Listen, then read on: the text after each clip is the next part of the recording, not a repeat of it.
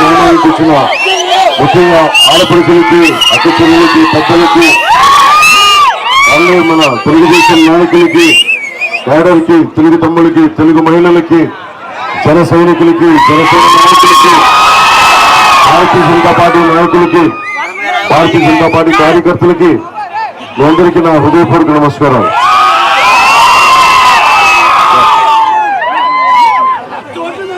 వరద గారు చెప్పినట్టుగా నేను రాష్ట్ర క్షేమాన్ని ఆకాంక్షించేవాడిని.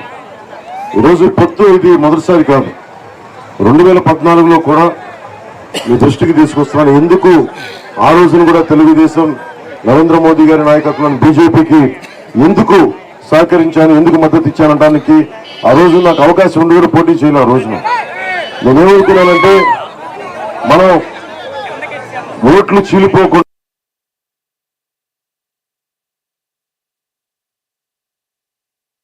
ఆశించకుండా, మీరందరూ రాజకీయ ప్రస్తావన ఉన్నారు నాయకులందరూ, నేనేం ఆశించను. నేను ఆశించేదల్లా ఒకటే, రాష్ట్రం బాగుండాలి.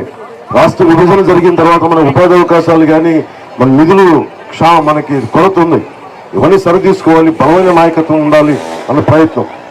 దాంట్లో ముందుకెళ్తా ఉంటే 2020కి వచ్చేటప్పటికి 19 ఎన్నికల తర్వాత ఒక్కొక్క పార్టీని నాయకత్వాన్ని గ్రామ స్థాయి దగ్గర నుంచి మన పంచాయతీ స్థాయి దగ్గర నుంచి స్టేట్ నాయకుల దాకా ఒక్కొక్క తెలుగుదేశం నాయకుల్ని, భారతీయ జనతా పార్టీ నాయకులు విజయనగరంలో అయితే ఒకరిని కత్తితో పొడిచి పేగులు లాగేశారు.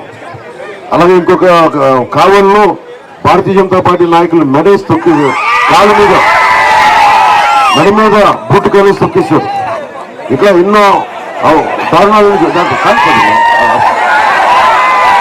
నువ్వు నష్టపోకుండా మిగతా కూడా కలిగేస్తాను, ప్రేమ ఉండాలి సార్. అలాగే చంద్రబాబు గారిని ముఖ్యంగా తెలుగుదేశం నాయకులకి కార్యకర్తలకి నేను తెలియజేస్తా ఉన్నా, చంద్రబాబు గారిని అరెస్ట్ చేసినప్పుడు మీరు కూడా ఆలోచించండి స్వార్థంగా. ఆ పరిస్థితులు ఇంకో పార్టీ నాయకుడు ఏం చేస్తాడు, మొత్తం ఆయన బాగుండాలి, తొందరగా బయటికి రావాలని తెలియదు చెప్పి బయటకు వచ్చేస్తాడు, పార్టీని ముందుకు తీసుకెళ్ళాలి. నేను చెప్పలేదు అవునా కాదా సార్, ఇది సహజంగా కాదు. కానీ ఎందుకు చేశానంటే నాకు వర్మ గారు చెప్పినట్టుగా మీరందరూ ఒక పార్టీని నమ్మి, ఒక పార్టీ సిద్ధాంతాన్ని నమ్మి 4 దశాబ్దాలుగా ఆ క్యాడర్ ఉంది తెలుగుదేశంకి. ఆ క్యాడర్ తాలూకు కష్టాన్ని బాధని గుర్తించి అరే ఆ క్యాడర్కి నిలబడాలి అనుకున్నాను. ఏ మూలకెళ్ళినా అన్న మా నాయకుడిని చేసేసారన్నా, ఏదన్నా చెయ్యన్నా, నీకు మోదీ గారు తెలుసు కదన్నా అని అందరూ మాట్లాడుతుంటే నాకు నిజంగా చాలా బాధ కలిగేది. సో నాకు కేసులు పెడతారని ముందు నుంచి తెలుసు. అలా కేసులు ఏ స్థాయిలో పెడతారు చూద్దాం అనుకుంటే మీకు తెలుసు నన్ను విశాఖలో ఎలా ఇబ్బంది పెట్టారు. మనకి ఆంధ్ర బోర్డర్లో చంద్రబాబు గారు కొన్ని జైల్లో పెడతారంటే మద్దతు తెలపడానికి వస్తూ ఉంటే నన్ను బోర్డర్లో ఆపేశారు. ఆంధ్ర బోర్డర్లో ఆపేస్తే నాకున్న బలం ఏంటంటే నాకు అధికారం ఇవేం లేవు, కానీ నాకు దగ్గర ఒక సైన్యం ఉంది, మంచి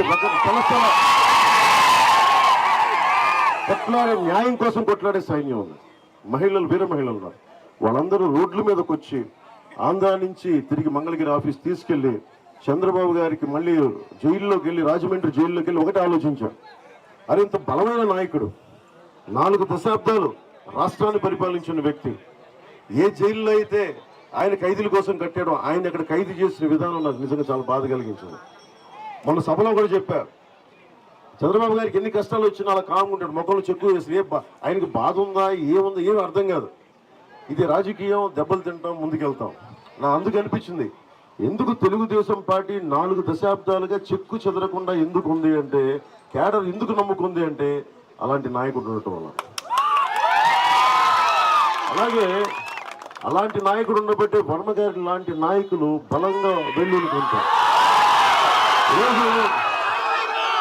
నేను ప్రేమ చూపించి మీరు వచ్చేసాను జనసేనల కంటే కూడా నాకు రావడానికి, ఆ మాట అడగడానికి కూడా నాకు ఆలోచించి, ఎందుకంటే ఆయనకున్న స్థాయికి గౌరవం ఇవ్వాలి. ఎందుకంటే మనం ఎన్ని పార్టీలైనా సరే, విభిన్నమైన పార్టీలైనా సరే, మనం పనిచేసేది మన పంచాయతీల కోసం, మన నియోజకవర్గాల కోసం, రాష్ట్రం కోసం, ప్రజల కోసం. నేను ఒకటే అనుకుంటా, మనకి విభేదాలు ఉండొచ్చు, చిన్న పొరపక్షాలు ఉండొచ్చు, కానీ కొట్టుకునేంత అవసరం లేదు. మాట్లాడి మనం ప్రజాస్వామ్యం తాలూకు లక్షణమే మాట్లాడి దాన్ని సామరస్యంగా పరిష్కరించుకోవడం. ఈ పరిస్థితుల్లో నాకు ఒకటే అనిపించింది, చంద్రబాబు గారు జైల్లో ఉన్నప్పుడు ఇంక ఈ దుష్ట పరిపాలనకి చరమాంకం పలకాలి. నేను ఒక మాట మాట్లాడితే నా మీద కూడా అపవాదులు వేస్తారు. నువ్వు కూర్చోబెట్టి జైల్లో ఉన్నానికి నువ్వు కూడా మొత్తాసు పలికావు, నువ్వు నా మీద కూడా ఆరోపణలు వేస్తారని అన్ని తెగించి నేను ఒకటే అనుకున్నా, రాష్ట్రం బాగుండాలంటే తెలుగుదేశం జనసేన కలవాలి, ఇద్దరం ముందుకెళ్ళాలి. అది కూడా ఎప్పుడు నిర్ణయం చేస్తున్నాను. చంద్రబాబు గారిని కలిసి ఆయన చెప్పాను ఎలా ఉన్నారు ఏంటి అని. నా మనసులో చాలా మెదులుతున్నాయి. పొత్తు చెప్పాలా వద్దా, అసలు వెళ్ళాలా వద్దా, వెళ్తే ఏమవుతుంది, చెప్పకపోతే ఏమవుతుంది, చెప్తే నా జనసేన పార్టీలో ఉండే నాయకులు ఏమంటారు, మద్దతుదారులు ఏమంటారు, అరే మనకు అవకాశం ఉంది కదా నువ్వు అనవసరంగా కూర్చొని పొత్తు పెట్టుకొని నువ్వు ఇలా చేసేవేంటని అంటారు. ఇదన్నిటికీ మించి నేను ఏడుకొండల వాడిని చిన్నప్పుడు ఆ గుడికి వెళ్ళి యోగా నేర్చుకుంటూ ఒకటే చూసామండి, ధర్మో రక్షితి రక్షిత, నువ్వు ధర్మాన్ని రక్షిస్తే ధర్మం నేను రక్షిస్తుంది. నేను అదే నమ్మా.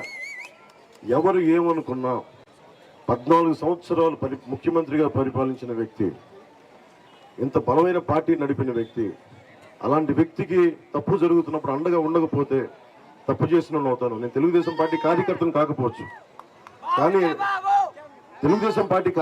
కాకపోవచ్చు, కానీ నా రాష్ట్రంలో ఒక నాయకుడు ఇబ్బంది పడతా ఉంటుంది, నా సమస్య కూడా నిజంగా బాధ కలిగి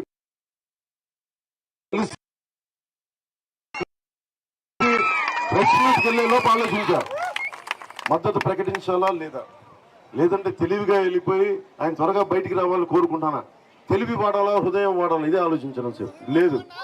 నేను మనసు వాడతాను, నా గుండెలో గురించి మాట్లాడతాను. ఆ రోజు చెప్పాను 2021లో చెప్పా వైసీపీ వ్యతిరేక ఓటు చీలు నిబంధన. ఆయన జైల్లో ఉన్నప్పుడు చెప్పాను నేను మీకు అండగా నిలబడతాను, మనందరం కలిసి ముందుకు వెళ్తున్నామని. అదే చేశాను. నేను ఎన్డీఏ కుటుంబంలో ఉన్నాను, మొదటి భాగస్వామి నేను, తెలుగుదేశం పార్టీ లేదు. నేను ఢిల్లీలో నాయకుల్ని కన్విన్స్ చేసి దేనికి కన్విన్స్ చేయాల్సి వచ్చింది, కేంద్రం సహకారం లేకపోతే కొన్ని పనులు మనం చేసుకోలేం. మన నీటి ప్రాజెక్టులు ఆగిపోయినాయి, వాళ్ళు కూర్చోబెట్టి రివర్స్ టెండరింగ్ అని చెప్పి రకరకాల పిచ్చి పనులు చేశాడు జగన్. ఇవన్నీ మనం తిరిగి స్టార్ట్ చేసుకోవాలంటే కేంద్ర సహకారం లేకపోతే ఏ పనులు అవ్వం. నరేంద్ర మోదీ గారికి నేను వివరించాను, అమిత్ షా గారికి వివరించాను, నడ్డా గారికి, జాతీయ స్థాయి నాయకులందరికీ వివరించి మీరు రావాలి, మీరు మీ బ్లెస్సింగ్స్ కావాలి, మీ ఆశీర్వాదం కావాలి, కలిసి వెళ్తామంటే అందరూ వచ్చి మనస్ఫూర్తిగా ఈ రోజున అండగా నిలబడ్డారు. ఈ రోజున మనం చాలా